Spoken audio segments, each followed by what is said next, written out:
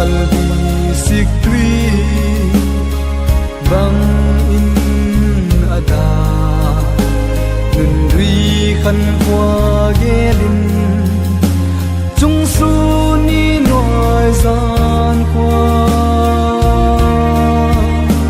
khan kwa kal choi vai mon zwa tong kam lai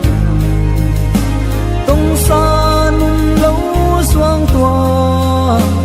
lung lai sik tui anwa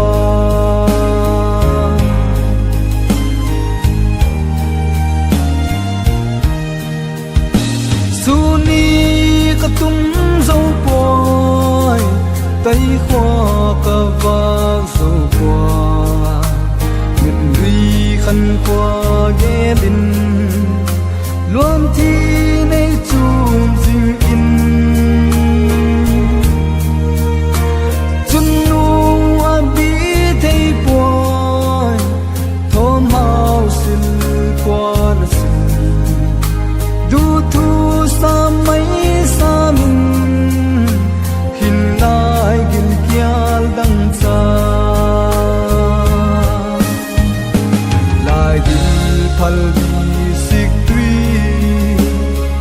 bang in ada nun ri khan kwa gelin chung su ni noi gian kwa khăn khô kal choi vai mon zwa tong kam nai